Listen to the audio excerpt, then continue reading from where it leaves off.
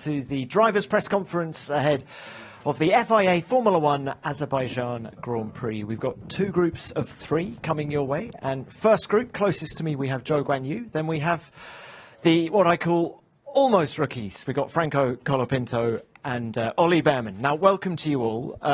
Ollie, why don't we start with you? Welcome back to Formula One and a full race weekend for you this time. What are your expectations coming into this one? Yeah, it's nice to be back, first of all. Of course, not the circumstances I would have hoped, but nonetheless, it's a great opportunity to build up my experience, get a full weekend under my belt, like you said. With some notice this time, I've been known it was coming, which is helpful. And yeah, I just want to use it to really build up step by step and enjoy it as well. How much difference does the notice period make? Because, of course, you were parachuted in on Saturday morning in Saudi Arabia at Ferrari. You've had a couple of weeks now to build up to this. What have you been doing in that time? Yeah, of course, knowing that I'm going to race is a big help. Also, the fact that I'm going to do FP1 and FP2, that's going to help me a lot just to build it up. And, you know, another street track, I'll have time to build it up, not have to take any risk. And yeah, of course, I've been training hard, but I've been doing that anyway because I'm racing next year. Yeah, just continuing the training process and making sure I'm as ready as possible. And tell us about Baku. You have a tremendous record here, having won both Formula 2 races here last year.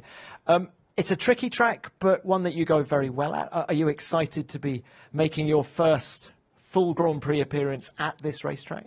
Yeah, like you said, last year went pretty well. And yeah, I was excited to come here in F2, and of course to make the step to F1 for this weekend is a great experience. I'm really looking forward to it. I got a lot of confidence at this track last year. From the outside, it was a very clean weekend. On the inside, I hit the wall every single session, so I'm going to be trying to turn that down a little bit. And yeah, just have a clean weekend and enjoy it as well. Is that the goal? Just have a clean weekend and enjoy it, and what will be, will be? Yeah, exactly. I just want to build up step by step because we have time to do that. In F2, you have to be straight on the pace, take a lot of risk. With just one session, we have 3 of them this weekend. So I just want to maximize myself and you know, gain experience. It's going to be the most sessions I've done in F1 in a single time. You know, I've never done an FP2 session before. I've done all the others, but not FP2. So yeah, it'll just be a case of building it up. And enjoyment is coming anyway. So yeah. Well, look, best of luck to you. Thank you, Ollie. Franco, if we could come to you now. Before we talk about Baku, can we throw it back a couple of weeks to Monza? How do you reflect on that first Grand Prix weekend? It was very special. It's amazing to see here so many people. In F2 there were so little, and now it's full. But I'm very happy to be here. It was a very special moment in my career. Of course, you always work for that goal and that dream since you are very little, and to have achieved it in Monza. It's very late notice. I was in the sim for F2 preparing the race of Monza with the MP team, and suddenly I got a goal that I had to go to England, and I did the best prep I could, but was very little. Unfortunately, I didn't have a lot of experience in the Formula 1 car, so I had to learn quite a lot of things very quick. I had a lot of information coming in from all the team members, and they were super helpful. They were really helpful, and it helped me to you know, process everything a little bit quicker, to do that learning process quicker. And I think part of the good performance that I had in Monza was due to my engineers, due to the mechanics, due to the warm welcome that everyone has been giving me in the team. Alex has been very helpful as well, very supportive, and yeah, I'm just very happy to be in this team. Honestly, it's an amazing family. It's, of course, not the best circumstances. I know Logan was very close to all the team members, and it's very sad, but of course you never choose when you get to Formula 1, and it was very special for me, something I was not waiting for. I was still training a lot, and I was, since the beginning of the year, trying to get ready in case of a Formula 1 race was coming in, and I think I did the job in Monza. Of course, super grateful with the opportunity Williams gave me, the chance, the trust that James put, you know, to put a young driver again in the seat in Williams. That is something that represents the team, represents Williams, to put the young drivers and give them an opportunity. And it was amazing to see and amazing to be there after so many years without an Argentine driver in the grid. To be me, the one joining the Formula 1 grid, was just an amazing feeling and very special there in Monza. You did a great job. What was the biggest thing you learnt at Monza? I did learn so much stuff, but to be honest, we were going into the race with a lot of question marks. I haven't done more than 8 laps in a row in a Formula 1 car before that, and then suddenly they put me into the 53, and it was very tough, and there were many circumstances that I was not sure what I had to do, and I was learning during the race. And we went step by step. I think that was the most important part to be building on during the race weekend. We did a good job up until quali. I did a little mistake and I missed the chance to go into Q2, but it was still a very special weekend. The race was, as I said before, a lot of question marks, and we did the job. Just bounced back very strong after a tough quali, and I showed with the team, that gave me a trust to put me there, and they are doing a lot of effort these last few races.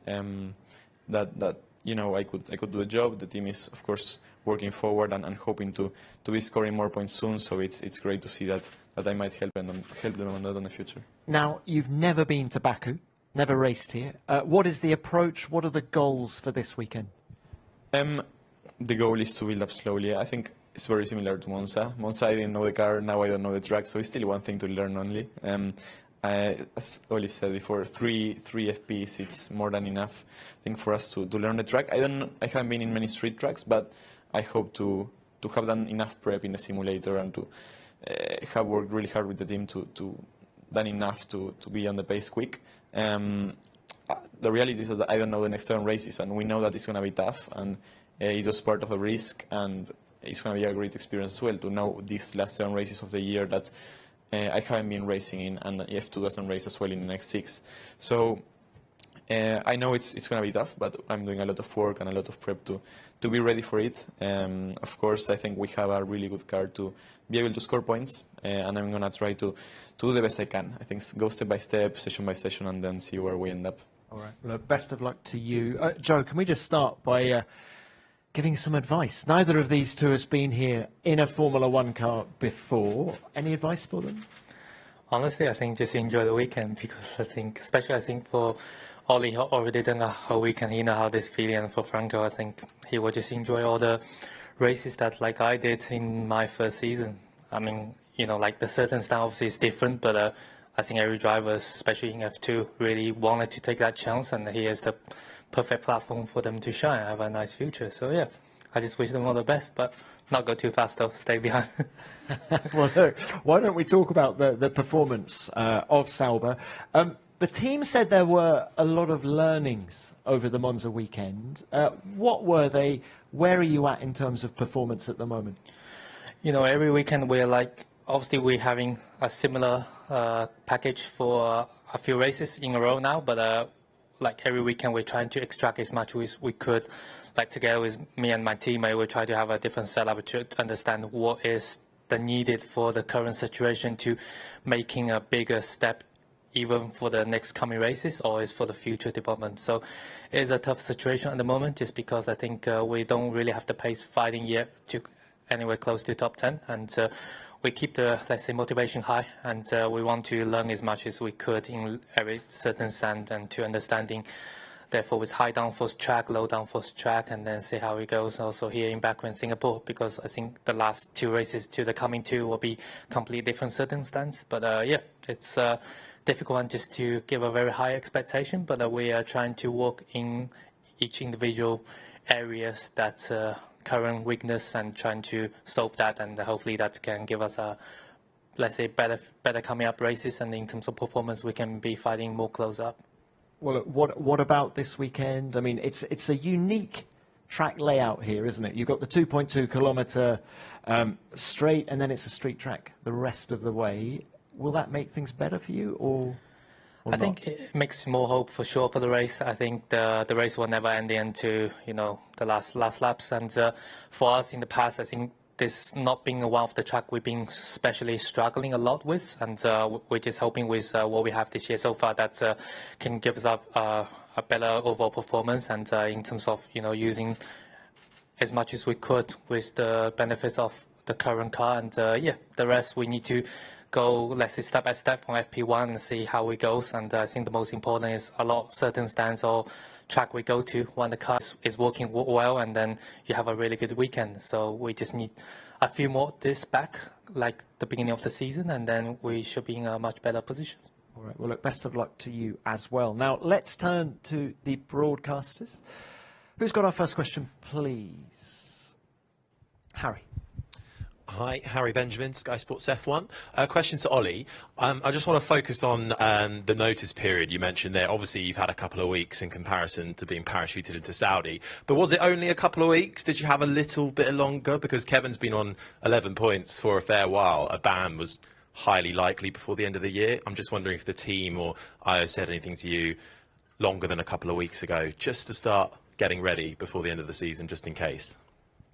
Well, I mean, my preparations have been kind of looking towards next year, you know, since the announcement that I'll be racing with the team next year, and it has been a while that Kevin's been, you know, close to a race ban.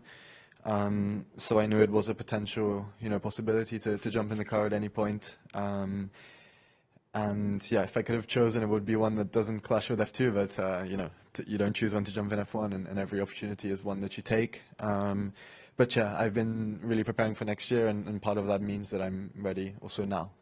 So it's another great opportunity to show how I've improved and what I can do. Thank you, Ollie. All right, next one. Yeah, Rodriguez from the Zone Spain. Question to Colapinto, to Franco. Congrats for the race. I would like to know, in terms of driving, you have a very good teammate, Alex Albon. Where is the point where you have to improve on driving style to get closer to him? Hola, Roldán. ¿Qué tal? ¿Todo bien? Yeah, it's tricky. You know, it's a very big step from F2 to F1, and luckily I've been working a lot in the simulator. I've been helping the team to improve the car as well in the deal, so that's been very helpful already. I think it prepared me well for the races. I have a lot of things to work on. I think, of course, going into the race, we didn't have any information almost about my data, about what I was doing wrong. So now we have a lot more things to work on, and we used very well, I think, these 2 weeks to understand better what do I need to do better. It's a kind of similar track, I think, very low speed, long straights, low downforce. So I think it's going on the same direction. I had to fix a few things that I really worked on the sim. It has a lot of power. It's sometimes a bit difficult to manage the power, the slip on exits, the slip on entries. Tires are very sensitive to it, and just need to manage that a little bit better. Alex is very smooth. He has got a lot of experience in Formula One, and I think, using that very well to understand in what areas I need to improve. I think that the tires are the most difficult part to understand, and just working on that to nail every session, but it's always difficult. Yeah, really working on that to be better in the next few rounds. Thank you, Franco. Right, Diego. Diego Mejia, Fox Sports Mexico. Question to Franco. So Franco, congrats on the debut as well. Seems like your popularity has suddenly exploded in Argentina and part of Latin America. You've been enjoying it on social media, as we've seen over the past few days. How are you embracing that, and what has surprised you about the change from 2 weeks ago when you were still a Formula 2 driver? Well, no, I always enjoy to interact with the people. Luckily, the Argentinian fans are amazing, and you know, they on one way they help me a little bit to get to where I am now. So it's always nice to interact with them. Not many drivers do, and it's always nice, you know, to have a little bit of time. I already did before, but now it just went a bit more crazy. I'm already deleting all the social media, so that's gone probably, and and my community manager will have to deal a little bit more with it, but just fully focus on the weekend. And of course, it's amazing to have so much support from your country, you know. You never, as I said before, you never choose when you get to Formula One, and it's just a moment that I'm luckily enjoying a lot, and yeah, just trying to make the most out of it. Have you been surprised by the reception back home?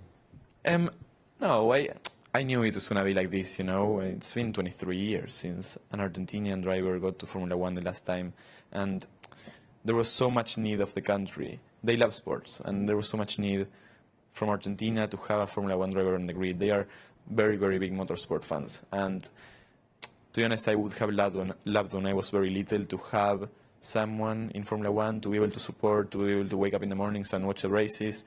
And I didn't have that. And of course, it's a pleasure that it's me now, the one that is here, and that so many young kids are, starting in go-kart because they are seeing now the races, and because motorsport is getting a little bit more famous and to more people in their houses. And unfortunately, I didn't have that person to be cheering for, but it's amazing that I can see so many people now happy, enjoying as I am doing here in Formula One, but also from their houses cheering and supporting so much. Thanks, Franco. All right, next one. Albert. Albert Fabri, ESPN Latam. Question for Franco. Was there any special advice, any special message that you received before you start the race from other drivers or from other personnel from the Formula One that at the end of the race you say, wow, he was right on that? Yeah, I did. Actually, the first message I received was from Lando as soon as it got announced.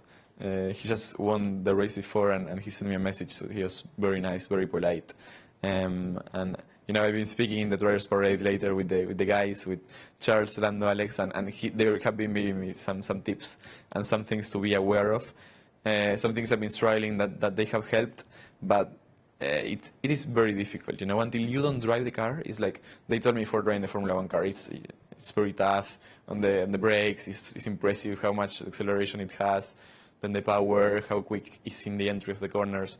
And you can imagine it, but until you don't drive it, you don't really realize, you don't get the feeling of how it is. And it's amazing. It's the same on the races, You have to do it to understand some things. And even if they tell you, it's like, yeah, I get it, but until I don't do it, it's difficult to feel it. And there have been a lot of drivers, they are very, very nice and helpful. I think it's a great community in F1, and it's the best drivers in the world, so it's just very nice to hear. Thank you, Franco. Any more from the broadcasters? If we've got no more from Albert, yeah. That's another one for Franco, but as well for Oli and Joe. Jumping from the Formula 2 to a Formula 1, do you think that the car is teaching you, is preparing you on the right way because of using the same tires and the type of car, the characteristics of the car, is preparing you perfectly to jump on a Formula 1, or there is always a gap that you can never expect? Joe, want to start? He can start. He's currently driving F2, more closer to now. Ollie, go on. Thanks, guys. Yeah, no, I mean, it's the closest category to F1, but I think nothing can really prepare you for F1. Just, the amount of investment and time that goes into producing an F1 car, and it's developed throughout the year and optimized really by so many people. It's really a different ball game than driving the F2. So, despite the F2 being the closest as possible to F1, it's still a very big step once you get to the F1.